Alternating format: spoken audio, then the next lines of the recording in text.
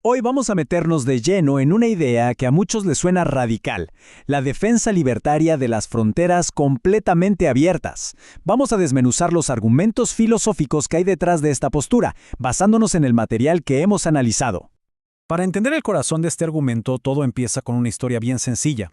Un granjero, Sam, quiere contratar a una trabajadora, Leticia, pero el gobierno se lo impide. Y justo ahí, en esa prohibición, es donde para la filosofía libertaria empieza todo el problema, pues se ve como una violación fundamental de la libertad de ambos. Bueno, esa pequeña historia es el punto de partida. Y para recorrer todo este argumento, vamos a seguir un camino claro.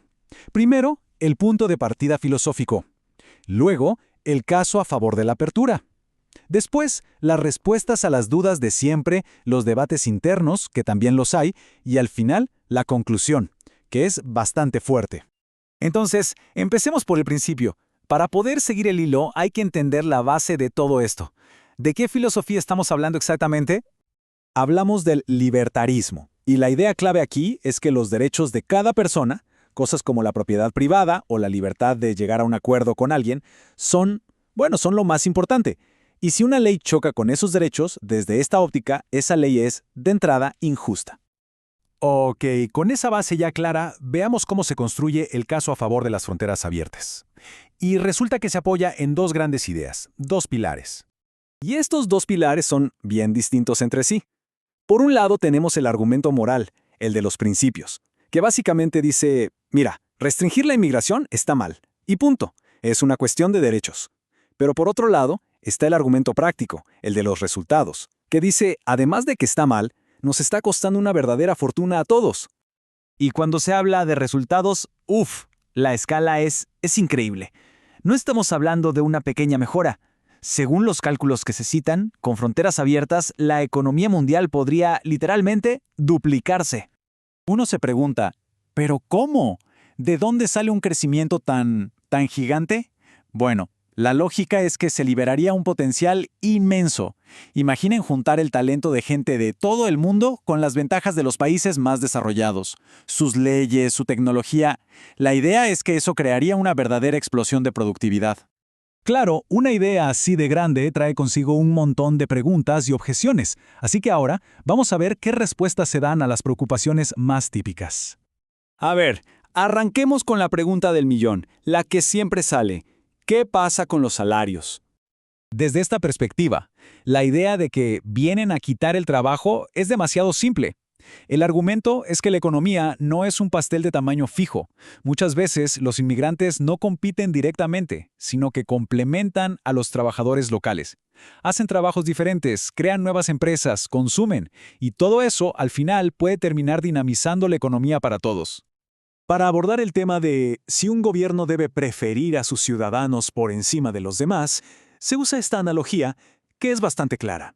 Es como decir, claro que quiero que mi hijo gane, pero eso no me da derecho a hacer trampa y perjudicar a los otros competidores. La idea es que la obligación con los propios ciudadanos no puede ser una excusa para violar los derechos de otras personas. Pasemos a otro de los grandes miedos, la cultura. ¿Qué pasa con la identidad de un país si llega mucha gente de fuera? Y aquí la respuesta desde el libertarismo es muy directa. Primero, se señala que la gente tiende a asimilarse. Pero el punto más de fondo es, ¿y qué si la cultura cambia? La cultura siempre está cambiando. Y si ese cambio es el resultado de que millones de personas tomen sus propias decisiones libremente, pues que así sea. Se pone la libertad individual por encima de mantener una cultura congelada en el tiempo. Pero lo interesante es que no todas las críticas vienen de fuera. Hay un debate intenso dentro del mismo movimiento libertario. Veamos esas objeciones internas. Y una de las grandes objeciones internas usa una idea que es sagrada para los libertarios, la libertad de asociación. La pregunta es, si un club privado puede decidir quién entra y quién no, ¿por qué un país no podría hacer lo mismo? Ok, aquí la cosa se pone complicada, porque se presenta como una especie de trampa lógica. A ver, si le damos al Estado el poder de un club privado para decidir quién entra, ¿dónde se frena eso? Ese mismo poder le permitiría regular todo lo demás, qué podemos decir, en qué podemos creer, básicamente se convertiría en lo opuesto de un Estado libertario. Así que según este razonamiento, esa analogía del club privado es un callejón sin salida. Vamos con otro de los grandes peros desde el libertarismo, el estado de bienestar. La preocupación es lógica. Si llega mucha gente, ¿no van a colapsar los servicios públicos y a subir los impuestos para todos?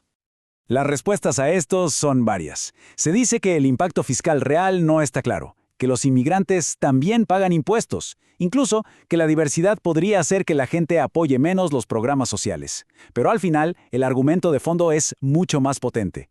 ¿Qué es peor? ¿Pagar más impuestos o prohibirle a alguien la libertad fundamental de moverse y buscar una vida mejor? Desde esta óptica, la respuesta es clara. La restricción es una violación de derechos mucho más grave. Y todo esto nos lleva al final del camino, a la conclusión. Y la palabra radical se queda corta. Aquí es donde el argumento deja de ser teoría y se convierte en algo mucho más directo. La conclusión es lapidaria. Si se parte de la base de que las leyes migratorias violan derechos humanos fundamentales, entonces simplemente no hay obligación moral de obedecerlas. Así de simple. El deber de un ciudadano, según esto, no es cumplir una ley injusta. Y esta es probablemente la frase más chocante de todo el argumento. Se llega a plantear que figuras como los coyotes o traficantes de personas deberían ser vistos no como criminales, sino como héroes, como los que operaban el ferrocarril subterráneo para ayudar a los esclavos a escapar en Estados Unidos. Es una reformulación total de lo que se considera correcto o incorrecto. Y el argumento no se queda ahí. Baja al nivel de cada persona. Al prohibir contratar, alquilar una casa o incluso llevar en coche a un inmigrante sin papeles, las leyes convierten a los ciudadanos comunes en cómplices de un sistema que consideran injusto. Nos obligan a participar en la violación de los derechos de otros. Así que, al final de todo este recorrido, el debate deja de ser sobre economía o política. Se convierte en una pregunta mucho más profunda, una pregunta ética que resuena en cada persona. ¿En qué momento desobedecer la ley no solo es una opción, sino un deber moral?